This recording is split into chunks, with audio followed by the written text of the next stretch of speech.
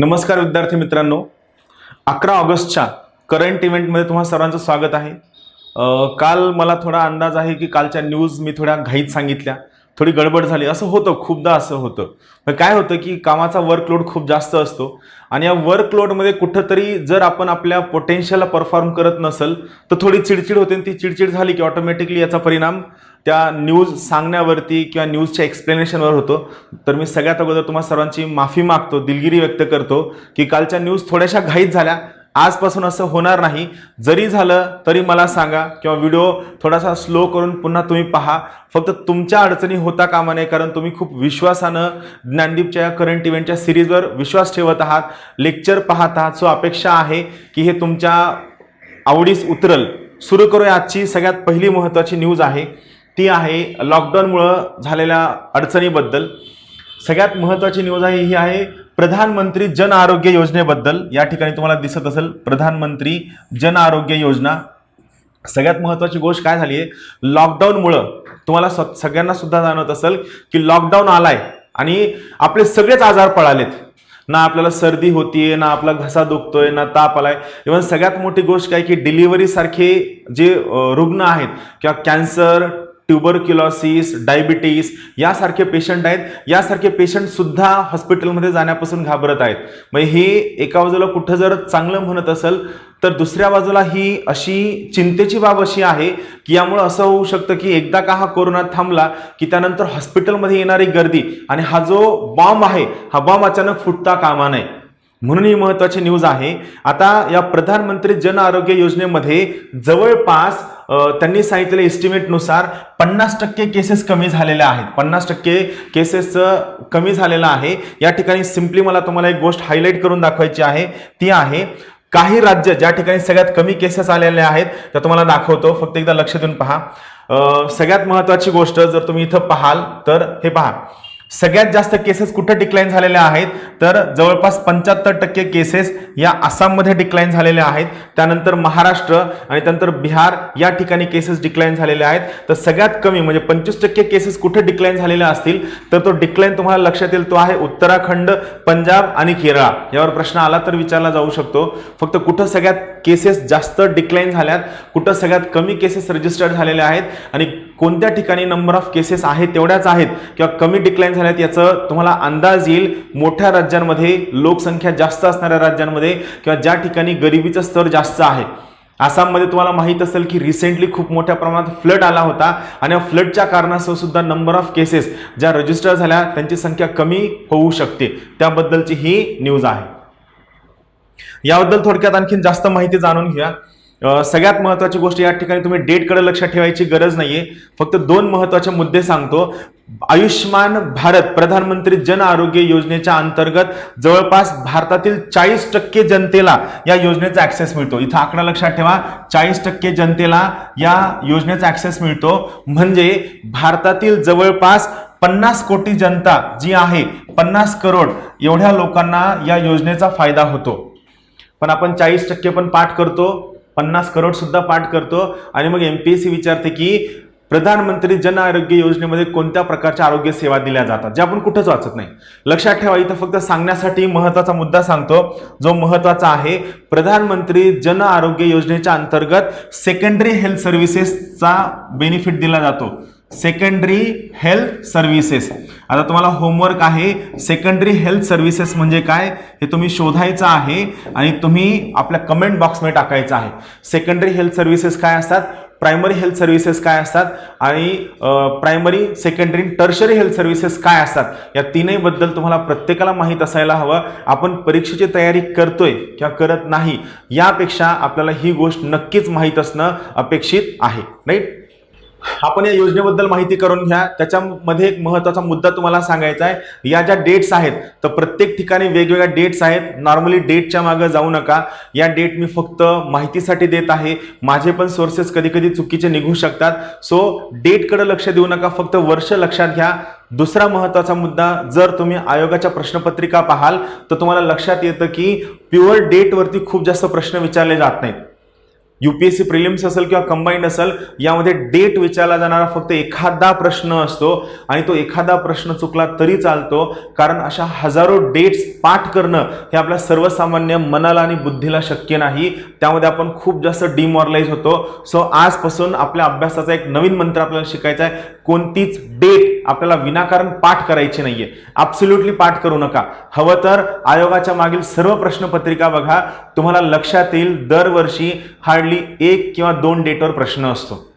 माझ्या डेट चुकतात म्हणून तुम्हाला सांगत नाहीये, मी तुम्हाला हे सांगतोय की आपण कितीही वर्ष अभ्यास करूनही आपला रिझल्ट का येत नाही, त्यामागचं मेन कारण आहे आपण चुकीच्या गोष्टींवर फोकस करतो, योग्य बाबींवर आपण फोकस करत नाही. आपण पाहूया या ठिकाणी प्रधानमंत्री जन आरोग्य योजनेची सुरुवात 23 सप्टेंबर 2018 ला झाली. अंमलबजावणी 25 सप्टेंबर 2018 पासून सुरू झाली.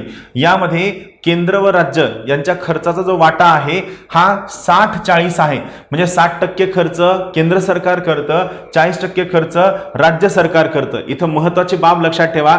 ही योजना का महत्वाची आहे, तर या योजनेच्या अंतर्गत एकाच वेळी जवळपास 445 जिल्ह्यांमध्ये ही योजना सुरू झालेली आहे आणि एकूण 13,000 रुग्णालय म्हणजे 13,000 हॉस्पिटल या योजनेमध्ये सहभागी होणार आहेत. या योजनेवर खूपदा प्रश्न विचारला जातो. याच्या आणखीन काही महत्त्वाच्या बाबी मी तुम्हाला सांगणार आहे, ज्या तुम्ही हळूहळू नोट डाऊन करत चला. पहा, सगळ्यात महत्त्वाची गोष्ट, प्रधानमंत्री जन आरोग्य योजना ही जरी सरकारी योजना असली तरी या योजनेच्या अंतर्गत गरिबांना खाजगी रुग्णालयात सुद्धा चांगले उपचार मिळणार आहेत. म्हणजे या योजनेमध्ये खाजगी रुग्णालय सुद्धा सहभागी होणार आहेत. यामध्ये जवळपास 1300 आजारांचा समावेश आहे. आणि महत्वाची गोष्ट, यामध्ये या योजनेच्या अंतर्गत प्रत्येक कुटुंबाला, लाभार्थी कुटुंबाला जवळपास 5 लाख रुपये विम्याची तरतूद सुद्धा आहे. म्हणजे प्रधानमंत्री जन आरोग्य योजना ही फक्त हेल्थ सर्व्हिसेस देणारी योजना नाहीये, तर या योजनेच्या अंतर्गत तुम्हाला इन्शुरन्स कव्हर, आरोग्य विमा सुद्धा देण्याची तरतूद करण्यात आलेली आहे. यामुळे ही योजना जास्त महत्वाची पडते. सगळ्यात महत्वाचा आणखीन एक दुवा आहे. भारतामध्ये एम्प्लॉयमेंट रिलेटेड मायग्रेशन खूप जास्त असतं आणि खास करून हे मायग्रेशन अशा लोकांचं असतं जे कमाईच्या लोअर स्टाटामध्ये येतात किंवा जे स्वतः इन्शुरन्स अफोर्ड करू शकत नाहीत किंवा ज्यांच्या स्वतःच्या इन्शुरन्सच्या कोणत्याही स्कीम नसतात. आणि यामग सगळ्यात मोठं नुकसान हे असतं की एक तर त्यांना सरकारी इन्शुरन्स सुद्धा मिळत नाही आणि सरकारी फॅसिलिटी हेल्थच्या सुद्धा मिळत नाहीत, कारण त्यांचं जे राशन कार्ड असतं किंवा त्यांचं जे डोमिसाईल सर्टिफिकेट असतं हे त्या पर्टिक्युलर राज्यासोबत जोडलेलं असतं आणि यामुळे त्यांना आरोग्य सुविधा मिळत नाहीत. आणि या कमी कमाईवर असणाऱ्या मजुरांना, मायग्रेशन केलेल्या व्यक्तींना त्यांचा मेजॉरिटी इन्कम जी आहे ही खाजगी आरोग्य सेवांवर खर्च करावी लागते. प्रधानमंत्री जन आरोग्य योजनेच्या अंतर्गत मात्र एका राज्यामधील व्यक्ती या योजनेचा लाभ इतर कोणत्याही राज्यामध्ये सुद्धा घेऊ शकतो. यामुळे ही योजना जास्त महत्त्वाची आहे, लक्षात ठेवा. राहील लक्षात. यामध्ये 2 महत्त्वाचे मुद्दे मला तुम्हाला सांगायचे आहेत, लक्षात ठेवा. या योजनेबद्दल एक वाक्य लिहून ठेवा. ही जगातील सर्वात मोठा सरकार पुरस्कृत आरोग्य योजना आहे. परत एकदा सांगतो, प्रधानमंत्री जन आरोग्य योजना ही जगातील सर्वात मोठी सरकार पुरस्कृत गव्हर्नमेंट स्पॉन्सर्ड हेल्थ स्कीम आहे. त्यामुळे या योजनेचं महत्त्व थोडंसं जास्त आहे, हे लक्षात ठेवा.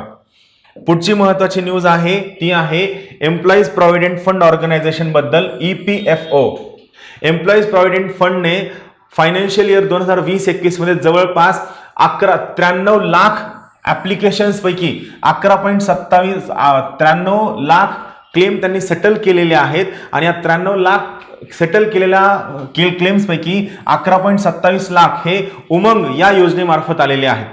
उमंग या योजनेवर नक्की प्रश्न विचारला जाऊ शकतो. उमंग काय आहे? तो उमंग हे बेसिकली मोबाईल बेस्ड ऍप्लिकेशन आहे.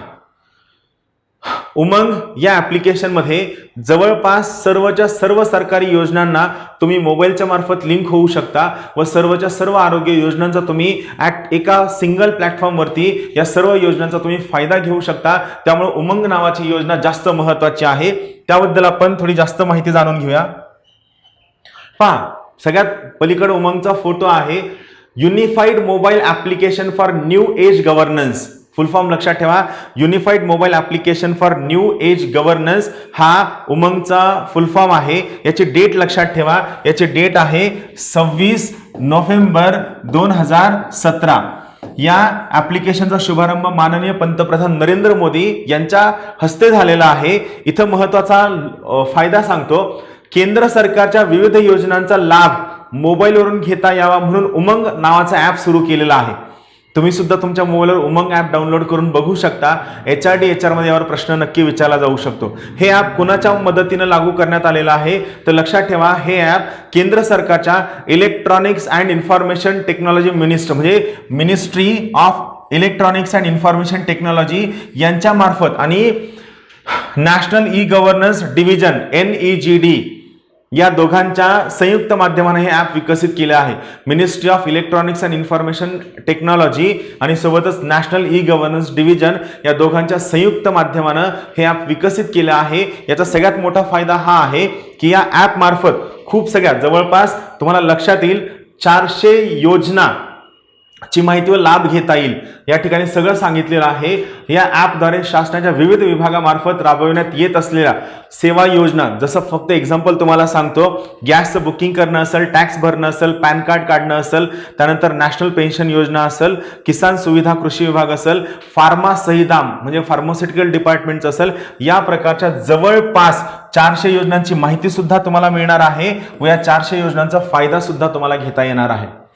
आपण एवढा सगळा अभ्यास करतो आणि आयोग कोपऱ्यातला एखादा प्रश्न विचारतो, उमंग ॲप किती भाषांमध्ये अवेलेबल आहे. आता हा डेटा तुमची परीक्षा येईपर्यंत चेंज होऊ शकतो, म्हणून तुम्ही ॲप डाउनलोड करा. ॲप डाउनलोड करून पहा त्या ठिकाणी काय आहे. लक्षात ठेवा, हे उमंग नावाचं जे हे ॲप आहे हे इंग्रजी आणि हिंदी या भाषांसोबत जवळपास 11 प्रादेशिक भाषांमध्ये वापरासाठी उपलब्ध आहे, हे लक्षात ठेवा.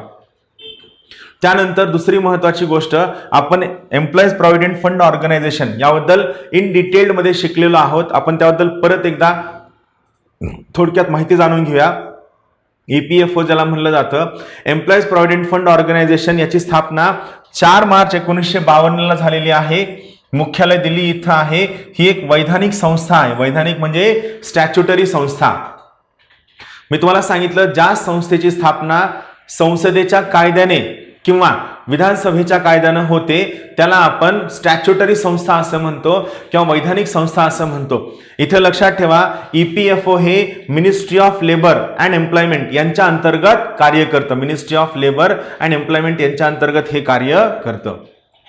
आता पुढची महत्वाची न्यूज आहे प्रधानमंत्री फसल बीमा योजनेबाबत. बेसिकली काय झालेलं आहे, या खरीप सीझनला प्रधानमंत्री फसल बीमा योजनेमध्ये शार्प फॉल दिसतो, ज्यामध्ये फार्मर जे कव्हर केले गेलेले आहेत. बेसिकली हा इथलचा हा सगळा जो डेटा आहे, हा डेटा UPSC मेन्सच्या उत्तर लिहिण्यामध्ये कामी येऊ शकतो.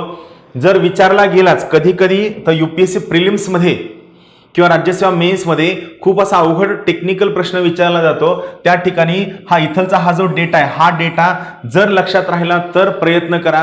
पण माझं मत आहे की विनाकारण लक्षात ठेवण्याचा प्रयत्न करू नका, कारण हा खूप किचकट डेटा आहे आणि हा विनाकारण जर लक्षात ठेवायला जाल तर लक्षात ठेवणं प्रॅक्टिकली डिफिकल्ट आहे.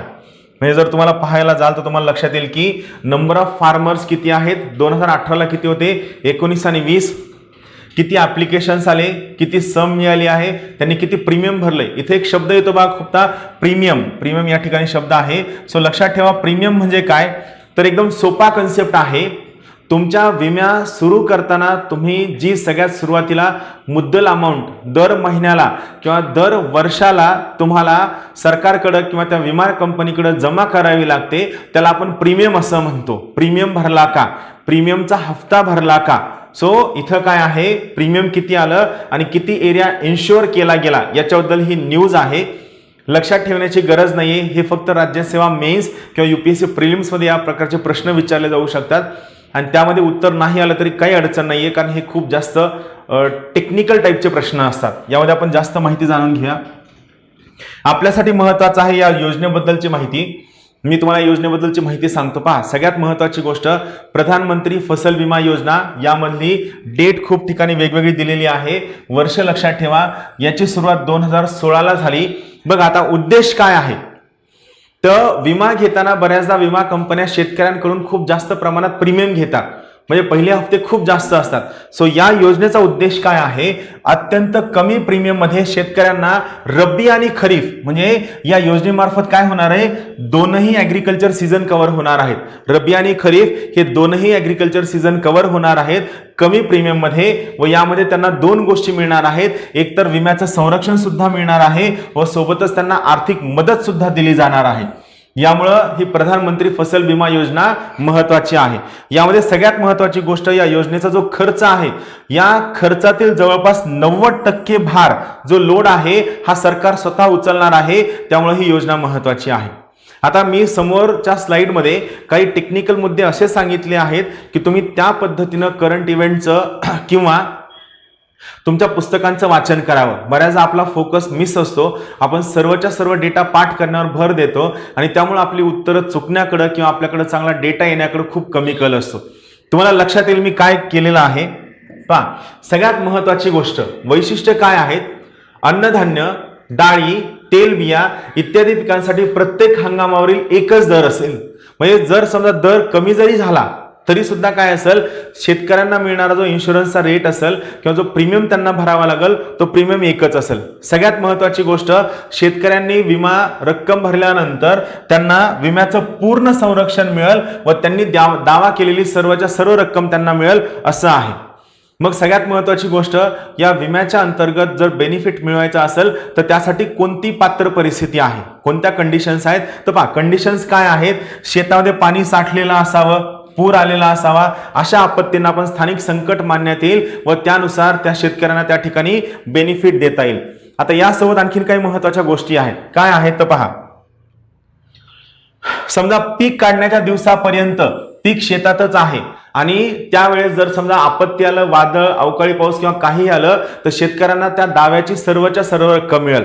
यासोबत फक्त कुठं त्यांना बेनिफिट मिळणार नाही, तर ज्या ठिकाणी मानव निर्मित आपत्ती आहे, जसं की आग लागली असेल, चोरी झाली असेल, तर या योजनांचा यामध्ये समावेश करण्यात आलेला नाही. मग प्रधानमंत्री फसल विमा योजना ही योजना कशाचं कॉम्बिनेशन करून करण्यात आलेली आहे, तर जुन्या दोन योजनांचं कॉम्बिनेशन केलेलं आहे. ज्या योजना जवळपास 2000 सालापासून सुरू होत्या. एक आहे राष्ट्रीय कृषी विमा योजना व दुसरी आहे सुधारित राष्ट्रीय कृषी विमा योजना. इंग्लिशमध्ये यांना आपण म्हणतो नॅशनल ॲग्रिकल्चरल इन्शुरन्स स्कीम व सोबत modified national agricultural insurance scheme. लक्षात ठेवा, या दोन योजनांचं एकत्रीकरण करून या योजना करण्यात आलेल्या आहेत, हे लक्षात ठेवा. सो या दोनही योजना अत्यंत जास्त महत्वाच्या आहेत आणि या दोन्ही योजनांचं कॉम्बिनेशन करून आपण काय केलेलं आहे, प्रधानमंत्री फसल विमा योजना नावाची एक महत्वाकांक्षी विमा योजना कव्हर केलेली आहे, ज्यामध्ये विम्याचं संरक्षण तर मिळेलच, पण यासोबतच सर्व शेतकऱ्यांना, अडचणीत असणाऱ्या शेतकऱ्यांना आर्थिक संरक्षण सुद्धा देण्याचा सरकारचा स्वतःचा मानस आहे, हे लक्षात ठेवा.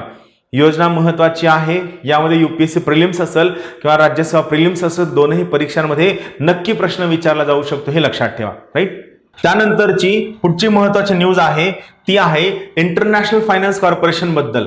इंटरनॅशनल फायनान्स कॉर्पोरेशनने रिसेंटली जवळपास 10 मिलियनचा जो फंड आहे, हा 10 मिलियनचा फंड त्यांनी इंडिया पार्टनरच्या फंडमध्ये गुंतवणूक केलेला आहे. इंडिया पार्टनर कोण आहे त्याबद्दल माहिती जाणून घेण्याची गरज नाहीये.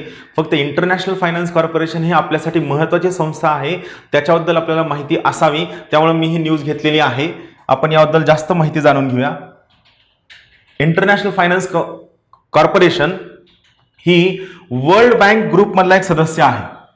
मी तुम्हाला मागे सुद्धा शिकवलं होतं, ज्यावेळेस आपण ब्रेटन वूड ट्विन्स हा कन्सेप्ट शिकला त्यावेळेस दोन महत्त्वाचे शब्द आहेत. एक शब्द आहे वर्ल्ड बँक आणि दुसरा शब्द आहे वर्ल्ड बँक ग्रुप. हे दोन महत्त्वाचे शब्द आहेत. तर यामध्ये सगळ्यात महत्त्वाची गोष्ट वर्ल्ड बँक आणि वर्ल्ड बँक ग्रुप या दोन मध्ये काय फरक आहे, हा तुमच्यासाठी आजचं होमवर्क आहे. तुम्ही न चुकता वर्ल्ड बँक आणि वर्ल्ड बँक ग्रुप या दोन्ही बद्दलची उत्तरं कमेंट बॉक्समध्ये टाका. महत्वाची गोष्ट, इंटरनॅशनल फायनान्स कॉर्पोरेशन हा वर्ल्ड बँक ग्रुप मधला एक महत्वाचा सदस्य आहे. याची स्थापना 20 जुलै 1956 ला झालेली आहे. सध्या 184 देश याचे सदस्य आहेत. मुख्यालय वॉशिंग्टन DC आहे. इथं ह्या सर्व बाबींवर हे जे 3 गोष्टी आहेत किंवा बेसिक या 2 गोष्टी यांच्यावर आतापर्यंत प्रश्न विचारला गेला नाही. मुख्यालयावर कधीतरी प्रश्न विचारला जातो. फक्त आतापर्यंत वर्ल्ड बँक ग्रुप मधले जे सदस्य राष्ट्र आहेत त्यांच्यावर जे प्रश्न विचारले गेले ते प्रश्न त्यांच्या काम करण्याच्या पद्धतीबद्दल मेन प्रश्न होते. ते काम कसं करतात. तर या ठिकाणी इंटरनॅशनल फायनान्स कॉर्पोरेशनचं मेन काम काय आहे, तर विकसनशील देश म्हणजे जे डेव्हलपिंग कंट्रीज आहेत, या डेव्हलपिंग कंट्रीजमध्ये ज्या खाजगी गुंतवणुकी आहेत, या खाजगी क्षेत्राच्या गुंतवणुकींना प्रोत्साहन देणं, त्या ठिकाणी मोठ्या प्रमाणात गुंतवणूक करणं, सल्लागार करणं व मॅनेजमेंटच्या सर्व सुविधा पुरविणं हे इंटरनॅशनल फायनान्स कॉर्पोरेशनचं महत्त्वाचं काम आहे. परत एकदा सांगतो, विकसनशील देश म्हणजे डेव्हलपिंग कंट्रीजमधल्या खाजगी गुंतवणुकींना प्रोत्साहन करणे व त्या ठिकाणी गुंतवणुकीमध्ये सल्ला देणे, मॅनेजमेंट करणे हे सर्वच्या सर्व इंटरनॅशनल फायनान्स कॉर्पोरेशनचं महत्त्वाचं काम आहे, लक्षात ठेवा. त्यानंतरची पुढची महत्त्वाची न्यूज आहे मालदीव्स बद्दल. मालदीव्सचा हा जो पहा, भारत आणि मालदीव्स यांनी एक महत्त्वाचा कॉन्ट्रॅक्ट साईन केलेला आहे. हे जे कॉन्ट्रॅक्ट आहे ज्यामध्ये भारत आणि मालदीव्स दोघ जण मिळून भारत आणि मालदीव्स मिळून 5 इको टुरिझम झोन डेव्हलप करणार आहेत अड्डू नावाच्या ॲटॉलवरती. अड्डू नावाचा ॲटॉल, बघा मी थोडक्यात काय सांगतो, ॲटॉल काय आहे हा जिओग्राफिकल कन्सेप्ट आहे. सिंपल भाषेमध्ये तुम्हाला सांगतो, जास्त वेळ न घेता आपण ॲटॉल काय पाहूया. ॲटॉल पहा, ॲटॉल हे एक प्रकारचं काय असतं, एक प्रकारचं प्रवाळांचं बेट असतं. प्रवाळांचं बेट, प्रवाळ ज्याला आपण काय म्हणतो, कोरल रीफ असं म्हणतो, बरोबर आहे. तर ॲटॉल काय असतं बघा, समजा हे पूर्णच्या पूर्ण पाणी आहे, करेक्ट आहे. आता या पूर्ण पाण्यामध्ये काय आहे, हा थोडासा डोंगराळ भाग आहे, बरोबर आहे. हा आयलँड आहे, हा आतमध्ये असणारा सर्वच्या सर्व आयलँड आहे आणि हा थोडासा भाग काय आहे, वरती आलेला आहे. रेड कलरचं सगळं पाणी आहे आणि हा जो ब्लू कलरचा आहे हा आयलँड आहे, बरोबर आहे. चहू बाजूने पाण्याने वेढलेला प्रदेश आपण काय म्हणतो, आयलँड म्हणतो. आता इथं काय होतं, इथं हळूहळू काही दिवसांनी या बाजूला कोरल रीफ डेव्हलप व्हायला सुरू होतात. कोरल रीफ, पण हे कोरल रीफ फक्त 2 बाजूने नाही, तर हा जो आयलँड आहे हा 4ही बाजूंनी पाण्यामध्ये आहे. त्यामुळे काय होतं, 4ही बाजूने असं या प्रकारच्या कोरल डेव्हलप व्हायला सुरू होतात आणि काही दिवसांनी हे कसं दिसायला सुरू होतं बघा. म्हणजे वरून जर आपण पाहितलं तर या प्रकारचे ॲटॉल डेव्हलप झालेले असतात, या प्रकारचे कोरल डेव्हलप झालेले असतात आणि आतमध्ये काय असतं, थोडा डोंगर असतो, इथं पाणी असतं, याला आपण ॲटॉल असं म्हणतो आणि या ठिकाणी मानवी वस्ती असू शकते. सो मालदीव नावाचा हा जो देश आहे हा प्रवाळ बेटांवर डेव्हलप झालेला एक अत्यंत महत्त्वाचा देश आहे आणि हा जो आहे ॲटॉल आहे, ATOLL, एक प्रकारचं प्रवाळ बेट आहे. सो भारत आणि मालदीव या दोघांनी अड्डू नावाच्या ॲटॉलवरती 5 इको टुरिझम झोन डेव्हलप करण्याचं ठरवलेलं आहे. त्याच्याबद्दलची ही न्यूज आहे. पहा, तुम्हाला या ठिकाणी नकाशात दाखवायचं झालं तर अड्डू हे या ठिकाणी असणारं लोकेशन आहे. प्रश्न काय येऊ शकतो, अड्डू इक्वेटरच्या उत्तरेला आहे का दक्षिणेला आहे, असा पण प्रश्न विचारला जाऊ शकतो. या ठिकाणी इक्वेटरचं हे लोकेशन आहे. तुम्हाला जर दाखवायचं झालं तर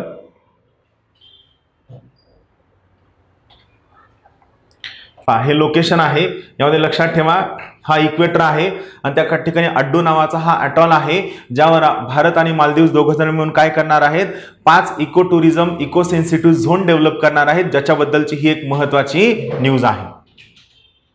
आपण याबद्दल जाणून घेऊया. आपण आज मालदीव्स बद्दल जास्त माहिती जाणून घेऊया. सगळ्यात महत्त्वाची गोष्ट, मालदीव्स हा दक्षिण आशिया म्हणजे साऊथ एशियाच्या हिंदी महासागराच्या अरबी समुद्रामधील एक द्वीप समूह आहे. म्हणजे काय, आयलँडचं कॉंग्लोमरेशन आहे. हा देश भारताच्या लक्षद्वीप द्वीप समूहाजवळ मिनिकॉय द्वीप आणि चागोस द्वीप समूहांदरम्यान 26 बेटांवर उत्तर दक्षिण वसलेला आहे. आता इथं प्रश्न काय विचारला जाऊ शकतो, तर मालदीव्स कुणाकुणामध्ये आहे, मिनिकॉय आणि चागोस द्वीप समूहांच्या दरम्यान 26 बेटांवर वसलेला एक महत्त्वाचा द्वीप समूह आहे. मालदीव्सची राजधानी माले आहे. इथलचं सरकार हे अध्यक्ष प्रजासत्ताक आहे, म्हणजे कुणासारखं आहे, अमेरिकेसारखं आहे. अमेरिकेमध्ये प्रेसिडेन्शियल डेमोक्रेसी आहे, भारतामध्ये पार्लमेंटरी डेमोक्रेसी आहे. मालदीव्समध्ये सुद्धा काय आहे, अध्यक्ष लोकशाही आहे. राष्ट्रप्रमुखांचं नाव इब्राहिम मोहम्मद सोलिह आहे. चलन मालदिवी रुपया आहे. 1965 मध्ये ब्रिटिश साम्राज्यापासून मालदीवला स्वातंत्र्य मिळालेलं आहे. मालदीवची मेजॉरिटी अर्थव्यवस्था ही पर्यटन टुरिझमवर अवलंबून आहे. इस्लाम हा येथील प्रमुख धर्म आहे आणि सगळ्यात महत्त्वाची गोष्ट, हे आशिया खंडातील सर्वात छोटं राष्ट्र आहे जे छोट्या छोट्या अशा 26 कोराल बेटांवर डिपेंड आहे, कोराल बेटांवरती वसलेलं आहे. कोराल बेट लक्षात ठेवा, प्रवाळांच्या बेटांवरती वसलेलं हे अत्यंत महत्वाचं राष्ट्र आहे, जे भारतासाठी सामरिक दृष्ट्या संरक्षणाच्या दृष्टीने सुद्धा अत्यंत महत्वाचं आहे, लक्षात ठेवा. त्यानंतर पुढची महत्वाची न्यूज आहे छत्तीसगड बद्दल. छत्तीसगड सरकारने एक नवीन स्कीम लॉन्च केलेली आहे. त्या स्कीमचं नाव आहे इंदिरा वन मितन योजना. महत्वाची गोष्ट, आदिवासी भागामध्ये युवकांना एकत्रित करून स्वयंरोजगाराच्या माध्यमातून आदिवासी व वन भागामध्ये सापडणाऱ्या वन उत्पादकांना गोळा करणं, त्यांचं मार्केटिंग करणं, त्यांचं प्रोसेसिंग करणं व त्यामार्फत त्यांना स्वतःच्या स्वाभिमानाची व जाणीव करून देणं, की जेणेकरून त्यांना आम्ही फक्त पैसे देत नाहीयेत, तो सोबत त्यांना स्वयंरोजगार देऊन त्यांच्यामध्ये एक स्वतःच्या स्वावलंबित्वाची भावना जागृत करतोय. त्या सोयीनं ही इंदिरा वन मितन योजना नावाची महत्वाची अत्यंत महत्वाकांक्षी योजना आहे. याबद्दल महत्वाच्या बाबी जाणून घेऊया. इंदिरा वन मितन योजना ही सगळ्यात महत्वाची गोष्ट छत्तीसगड सरकारची योजना आहे. छत्तीसगडमधील वनवासींना आधार देण्यासाठी व स्वावलंबन मिळवण्यासाठीचा एक अत्यंत महत्वाचा उपक्रम आहे. या योजनेच्या अंतर्गत छत्तीसगडमधील जवळपास 10,000 खेड्यांमध्ये तरुणांचे गट तयार केले जातील व राज्यातील आदिवासी भागामधील गावांची निवड केली जाईल. तरुणांना अट्रॅक्ट करणं, तुम्हाला आणखीन एक गोष्ट माहित असेल, छत्तीसगडमध्ये सुद्धा खूप मोठ्या प्रमाणामध्ये नक्षलवादाची समस्या आहे व या नक्षलवादाच्या समस्येमुळे सुद्धा छत्तीसगडला खूप मोठ्या अडचणींना सामोरं जावं लागतं. तर या अडचणी सोडविण्यासाठी व तरुणांना सरकारकडे आकृष्ट करण्यासाठी व सरकार तरुणांसाठी खूप मोठ्या उपाययोजना करतंय हे दाखवण्यासाठीची एक महत्वाची योजना आहे. यामध्ये तरुणांचे गट तयार केले जातील व त्यामार्फत त्यांचं हे केलं जाईल. यासोबत राज्यातील आदिवासी भागातील गावांची निवड केली जाईल. आता इथं महत्वाची गोष्ट काय आहे, ही जी योजना आहे ही योजना फक्त कागदोपत्री किंवा इन्स्पिरेशनवर न राहता ही योजना सगळ्यात महत्वाची गोष्ट वनावर आधारित आर्थिक उपक्रम राबविण्यासाठीची अत्यंत महत्वाची योजना आहे. वन आधारित आर्थिक उपक्रम राबविणं यांचा महत्वाचा उद्देश आहे. वनवासियांना स्वयंरोजगार निर्माण होण्यासाठी मदत करणे, यासोबतच ह्या तरुणांची जी टीम किंवा जो गट आहे हा गट उत्पादनांची खरेदी करणं, त्यांचं मार्केटिंग करणं, त्यांची प्रोसेसिंग करणं, पहा खरेदी करणं, मार्केटिंग करणं, त्यांची प्रोसेसिंग करणं हे सुद्धा त्यांचं काम आहे. ही योजना फळ देणारी झाडे आणि औषधी वनस्पतींच्या लागवडी सुद्धा प्रोत्साहित करण्यासाठी केलेली आहे, ज्यामार्फत ग्रामीण भागातील जे सर्व वनवासी भागातील जे सर्व लोक आहेत त्यांना स्वतःच्या भागातील वस्तूंचं, वनस्पतींचं, औषधींचं महत्त्व कळेल व त्यामधून त्यांचं अर्थार्जन सुद्धा होईल. या उद्देशाने ही योजना सुरू केलेली आहे. त्यानंतर यामधली पुढची महत्त्वाची न्यूज आहे प्रोजेक्ट एलिफंट बद्दल. मी तुम्हाला कालच्या पॉलिटीच्या लेक्चरमध्ये शिकवताना व करंटच्या लेक्चरमध्ये शिकवताना सुद्धा मॅन ॲनिमल कन्फ्लिक्ट या मुद्द्यावर बोललेलो आहे. तर हा मॅन ॲनिमल कन्फ्लिक्टमध्ये तुम्ही स्वतः सुद्धा युट्यूबवर खूप सगळे व्हिडिओज पाहितले असतील, ज्यामध्ये हत्ती त्या कारला मागं लोटतोय किंवा त्या कारच्या समोरच्या बोनटवर पाय ठेवून उभा आहे. हे एक प्रकारचं मॅन ॲनिमल कन्फ्लिक्ट आहे, ज्यामध्ये आपण वनांमधनं रस्ते काढल्यामुळं त्यांचा अधिवास म्हणजे त्यांची घरं नष्ट झालेली आहेत, त्यांचा रिप्रोडक्टिव्ह ट्रॅक म्हणजे ज्या रस्त्याने त्यांचा मेटिंग होतो किंवा त्यांचा जाण्याचा येण्याचा रस्ता असतो तो आपण नष्ट केलेला आहे आणि थोडक्यात त्यांचा इकॉलॉजिकल बॅलन्स ढळलेला आहे व यामुळं त्या लोकांनी मानवी वस्तीमध्ये येऊन मानवी वस्ती नष्ट करणं किंवा मानवांवर हल्ला करणं हे सर्व प्रकार वाढलेले आहेत. सो बेसिकली अतिक्रमण त्यांनी केलेलं नाहीये, तर मानवांनी त्यांच्या वस्तीमध्ये अतिक्रमण केलेलं आहे. याला आपण मॅन ॲनिमल कन्फ्लिक्ट म्हणतो व या मॅन ॲनिमल कन्फ्लिक्टमधून होणारी व्यक्तींची हत्या व सोबतच वन्यजीवांची हत्या किंवा त्यांची शिकार ही थांबविण्यासाठी पर्यावरण मंत्रालयाच्या मार्फत हे महत्त्वाचं पोर्टल लॉन्च केलेलं आहे, ज्याचं नाव सुरक्षा आहे. याबद्दल आपण जास्त जाणून घ्या. सुरक्षा पोर्टल हे 10 ऑगस्ट 2020 रोजी केंद्रीय पर्यावरण मंत्री प्रकाश जावडेकर यांनी मानव हत्ती संघर्ष म्हणजे काय, मॅन ॲनिमल कन्फ्लिक्ट वरील राष्ट्रीय पोर्टल सुरक्षा या नावानं सुरू केलेलं आहे.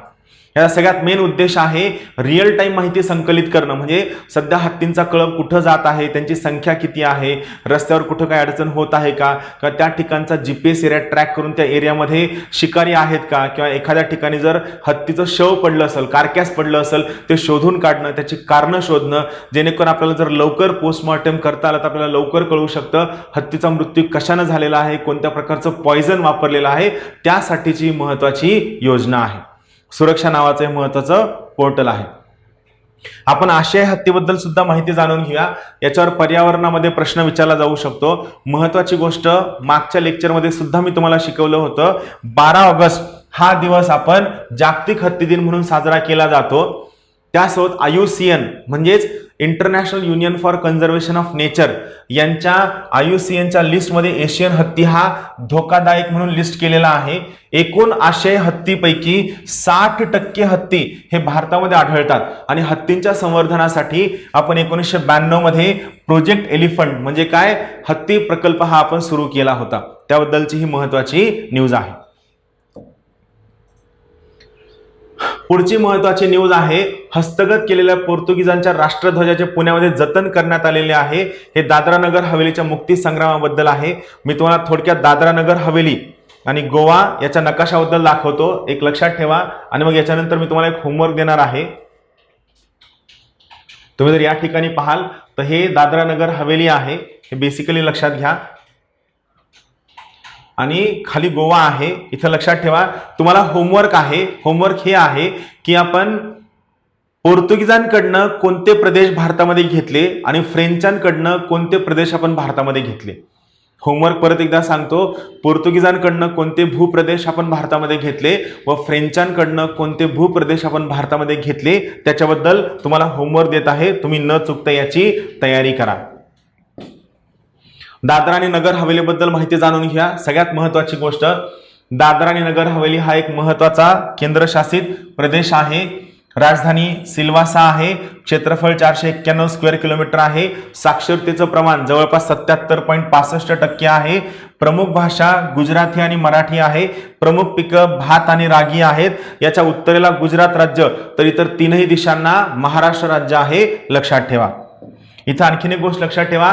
2 ऑगस्ट 1954 रोजी दादरा नगर हवेली पोर्तुगीज राज्यकर्त्यांच्या राजवटीमधून आपण मुक्त केलेला आहे. डेट लक्षात ठेवा. 2 ऑगस्ट 1954. 1961 मध्ये याचा केंद्रशासित प्रदेश म्हणून भारतामध्ये समावेश करण्यात आला. जानेवारी 2020 पासून दादरा नगर हवेली आणि दमन दीव या 2 सेपरेट केंद्रशासित प्रदेशांचा एकत्रित करून एक सिंगल केंद्रशासित प्रदेश बनवण्यात आलेला आहे. सध्या केंद्रशासित प्रदेशांची एकूण संख्या 8 आहेत. लक्षात ठेवा.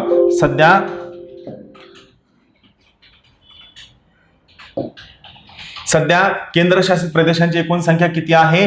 8 आहे. हे लक्षात ठेवा. राईट. त्यानंतर पुढची महत्वाची न्यूज आहे ती आहे MTDC बद्दल. हा MTDCचा लोगो आहे. MTDCचा फुल फॉर्म लक्षात ठेवा.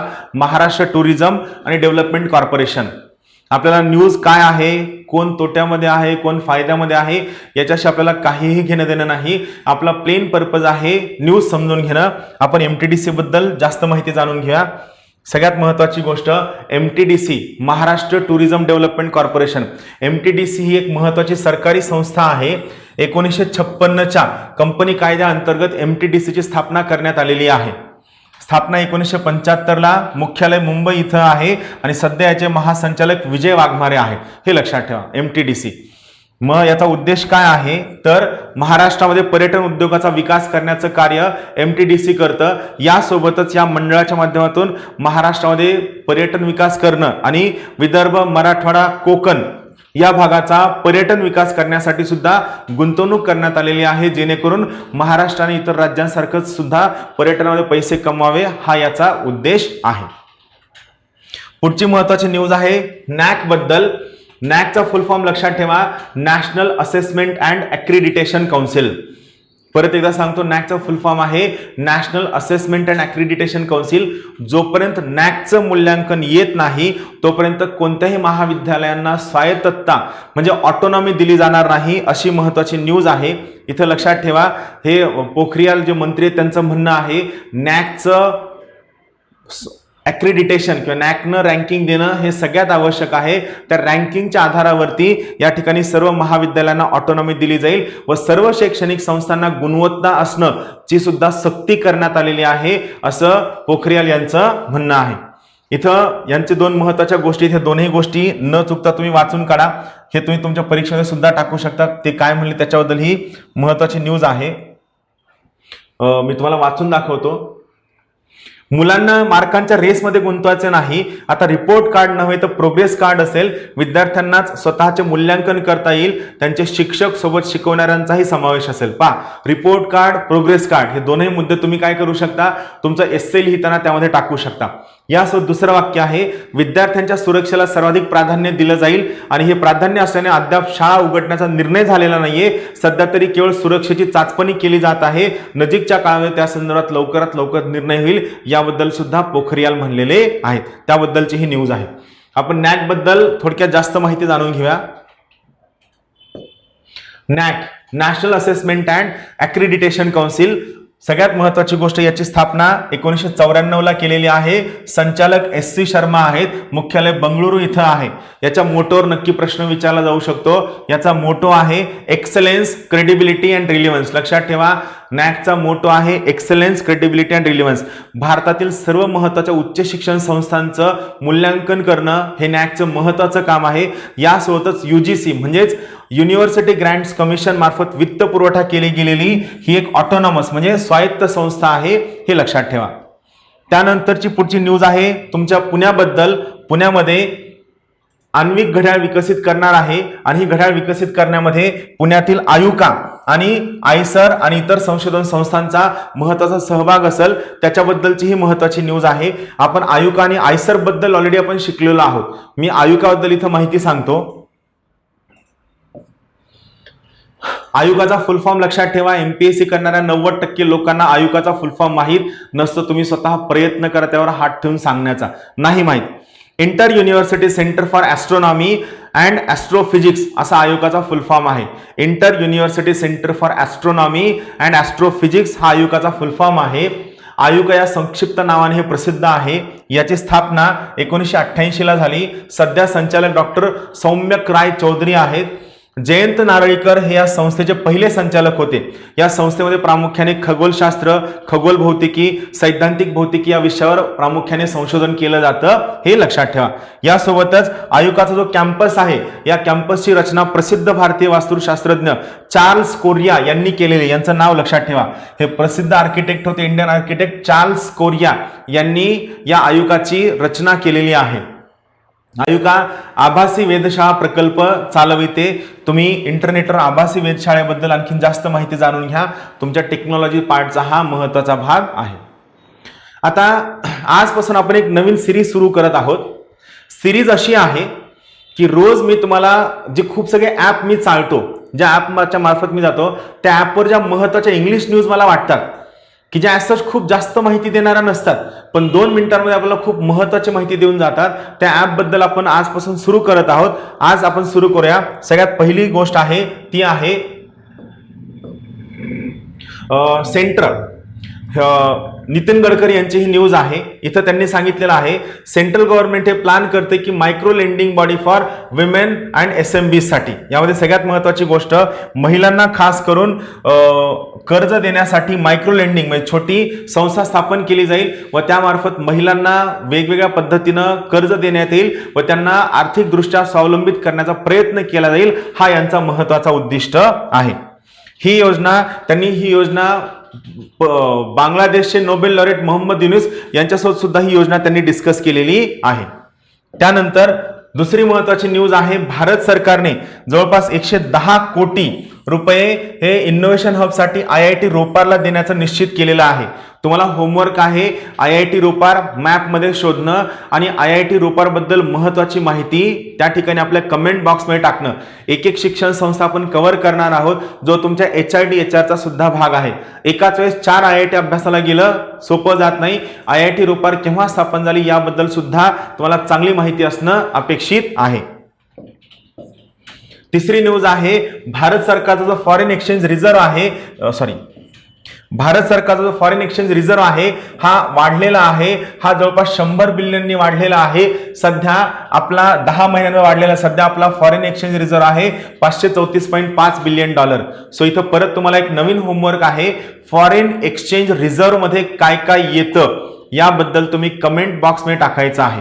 आता सगळ्यात महत्त्वाचा प्रश्न की आपला फॉरेक्स रिझर्व्ह का वाढला आहे, तर सगळ्यात महत्त्वाची गोष्ट तेलांच्या किमती कमी झाल्यामुळे आपली आयात कमी झालेली आहे. सो आपली आयात जर कमी झाली असेल तर ऑटोमॅटिकली आपलं परकीय चलन साठा हा वाचणार आहे, कारण आपण जी आयात करतो ही डॉलरच्या स्वरूपात करतो. सो आपला एक पहिलं कारण झालं. दुसरं महत्वाचं कारण आहे, सध्या मार्केट सगळीकडे पडलेले आहेत आणि मार्केट पडलेले असल्यामुळे गुंतवणूकदारांचा कल हा शेअर्स विकत घेण्याकडे वाढतो. सो त्यामुळे भारतामध्ये परकीय गुंतवणुकीचा परकीय फंडचा इन्फ्लो वाढलेला आहे. त्यांना असं वाटतं की आणखीन 6 महिने किंवा वर्षभरानं भारताची आर्थिक परिस्थिती सुधारेल आणि भारताची परिस्थिती सुधारल्यानंतर परत आपण त्यामधनं खूप जास्त प्रॉफिट कमवू, या उद्देशानं भारताचा फॉरेन एक्सचेंजचा किंवा फॉरेन फंडचा फ्लो वाढलेला आहे. तुम्हाला होमवर्क आहे, फॉरेन एक्सचेंज रिझर्व्ह मध्ये काय काय येतं याबद्दल तुम्ही डिटेलमध्ये टाकणं गरजेचं आहे. हे त्याच्याबद्दलचीच पुढची महत्वाची न्यूज आहे. Why are India's forex reserve rising despite economic slowdown.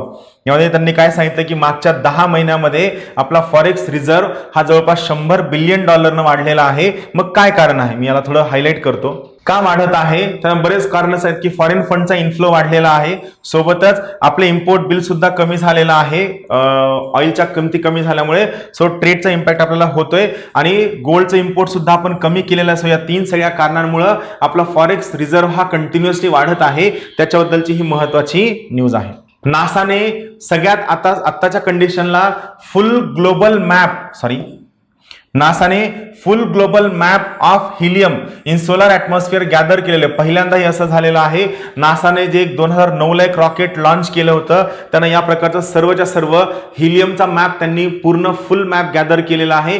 याबद्दल 2-3 दिवसांनी जेव्हा डिटेलमध्ये न्यूज येईल त्यावेळेस मी ते शिकवल. फक्त लक्षात ठेवा, NASA gathers first full global map of helium in solar atmosphere. सूर्याच्या ॲटमॉस्फिअरमध्ये हिलियम जे हिलियमनं बनलेला आहे, तर त्याच्याबद्दलचा पूर्ण जो मॅप आहे हा मॅप नासाने कॅप्चर करण्याचा प्रयत्न केलेला आहे, ज्यासाठीचं रॉकेट 2009 मध्ये नासाने लॉन्च केलेलं होतं, हे लक्षात ठेवा.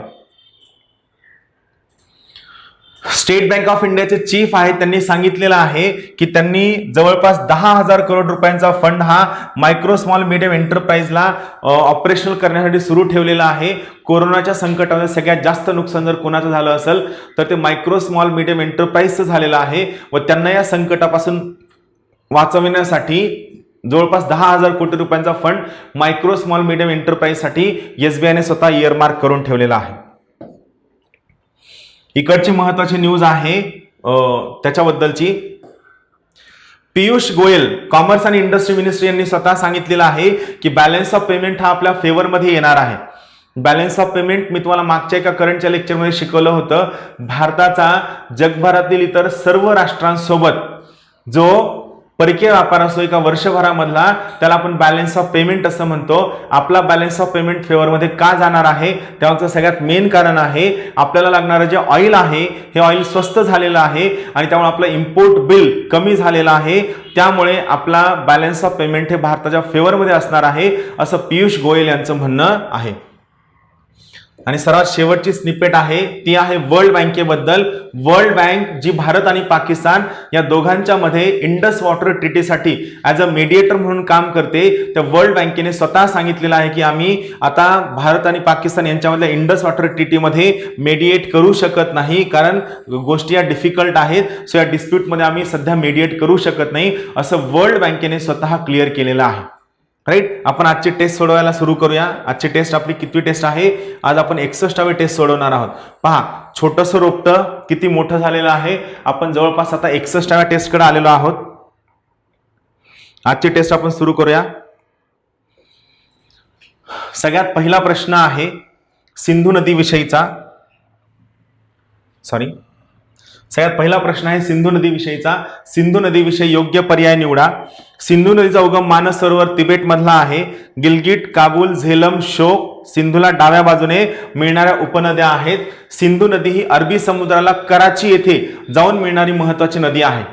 पर्याय आहेत फक्त अ आणि क, फक्त अ आणि ब आणि सगळ्यात शेवटचा आहे वरीलपैकी सर्व. हा पहिला प्रश्न आहे. दुसरा महत्वाचा प्रश्न आहे अंदमान आणि निकोबार बेटाविषयी. अंदमान निकोबार बेटाविषयी खालील विधाने लक्षात घ्या व योग्य विधान निवडा. 10 डिग्री चॅनल अंदमान द्वीप समूह आणि निकोबार द्वीप समूह यांना वेगळा करतं. 10 डिग्री चॅनल बद्दल लक्षात ठेवा, महत्वाचं आहे, हे तुम्ही मॅप मध्ये पाहू शकता. दुसरा आहे डंकन पास हे ग्रेटर अंदमान व लिटल अंदमान यांना वेगळं करतं. पर्याय आहेत अ फक्त, ब फक्त, दोन्ही बरोबर, यापैकी नाही. तिसरा प्रश्न आहे, कार्बन प्रमाणानुसार खालील दगडी कोळशांचे प्रकार चढत्या क्रमाने लावा. बायटुमिनस, लिग्नाइट, पीट आणि अँथ्रासाइट. हे मी तुम्हाला कालच शिकवलेलं आहे. मला अपेक्षा आहे की तुम्ही कोणत्याही प्रकारचं पर्याय किंवा कोणतंही उत्तर न पाहता हे उत्तर तुम्ही स्वतः, हा प्रश्न बाजूला ठेवून तुम्ही स्वतः लिहायला हवा, कारण मी एवढं डिटेलमध्ये तुम्हाला हे शिकवलेलं आहे. चौथा प्रश्न आहे, खालील शहरांचा उत्तरेकडून दक्षिणेकडे असा क्रम लावा. शहरं आहेत काबूल, कंदाहार, मझारे शरीफ आणि झारंज. पर्याय आहेत ड, अ, ब आणि क, क, ब, अ आणि ड, क, अ, ब आणि ड आणि ड, क, अ आणि ब. 4 पर्याय आहेत. त्यानंतर 5वा प्रश्न हा फूड कॉर्पोरेशन ऑफ इंडिया बद्दलचा आहे. फूड कॉर्पोरेशन ऑफ इंडिया विषयी खालील विधानांपैकी अयोग्य विधान निवडा. लक्षात ठेवा, परीक्षेमध्ये लोकांचे 10% मार्क हे सिली मिस्टेक मध्ये जातात. तुम्हाला योग्य पर्याय नाही निवडायचा आहे, तुम्हाला काय निवडायचं आहे, अयोग्य पर्याय निवडायचा आहे. काय आहे, फूड कॉर्पोरेशन ऑफ इंडियाची स्थापना 1965 रोजी झाली आणि food corporation of India he consumer affairs, food and public distribution मंत्रालयाच्या अंतर्गत कार्य करते. पर्याय आहे अ फक्त, ब फक्त, वरीलपैकी दोन्ही, एकही नाही. आज आपण अर्थशास्त्र या विषयावरची टेस्ट सोडविणार आहोत. 6वा प्रश्न आहे, भारतीय जनगणना अहवाल 2011 नुसार एकूण जागतिक लोकसंख्येच्या किती टक्के लोकसंख्या भारतीय आहे? पर्याय इंटरेस्टिंग आहेत. 16.5, 17.3, 17.5, 17.7. परीक्षेमध्ये पण एवढ्या जवळ पर्याय असतात, आपल्याला त्यापैकी एक पर्याय निवडायचा असतो.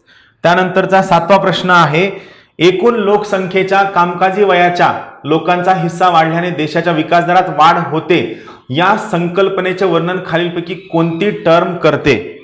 लोकसंख्येचा पद परिस्फोट, लोकसंख्येचे संक्रमण, लोकसंख्येचे नागरीकरण, लोकसंख्या विषयक लाभांश, म्हणजेच काय, डेमोग्राफिक डिव्हिडेंड.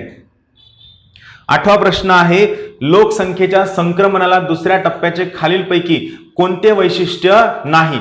उच्च जनन दर, वैद्यकीय सुविधांमध्ये सुधारणा, लोकसंख्येच्या बऱ्याच मोठ्या आकाराचा भाग दारिद्र्य रेषेखाली असणे आणि शेती क्षेत्रावर अधिक अवलंबित्व असणे. हा 8वा प्रश्न आहे. आणि 9वा प्रश्न आहे 2000च्या लोकसंख्येबद्दल. 2000च्या राष्ट्रीय लोकसंख्या धोरणानुसार कुठल्या वर्षापर्यंत आपल्या देशाची लोकसंख्या स्थिर होण्याचे उद्दिष्ट आहे? 2045 पर्यंत, 2050 पर्यंत, 2049 पर्यंत व 2047 पर्यंत. आजच्या टेस्टचा शेवटचा प्रश्न आहे, 2011च्या जनगणनेप्रमाणे भारतातील किती शहरांची लोकसंख्या 10 लाखापेक्षा जास्त आहे? पर्याय आहेत 52, 53, 54 आणि 55. म्हणजे थोडक्यात काय, मिलियन प्लस सिटीज भारतामध्ये किती आहेत त्याच्याबद्दलचा हा महत्वाचा प्रश्न आहे. कालच्या टेस्टची उत्तर आपण पाहूया. पहिल्या प्रश्नाचं उत्तर आहे 4, दुसऱ्याचं 3, तिसऱ्याचं 4, चौथ्याचं 2, पाचव्याचं 3, 6व्याचं 4, 7चं 2, 8चं 1, 9चं 1 आणि 10चं 1. हे 10 पर्याय आहेत, याबद्दल लक्षात ठेवा. उद्याच्या टेस्टला आणि करंट इव्हेंटला आपण नक्की भेटूया. सर्वांना खूप खूप शुभेच्छा. आम्ही आणखीन प्रयत्न करत आहोत की आपला करंट इव्हेंटचा व्हिडिओ लवकरात लवकर यावा. पाहूया, लवकरात लवकर आम्ही व्हिडिओ लवकर आणण्याचा प्रयत्न करू. Thank you very much. Have a good day. Thank you.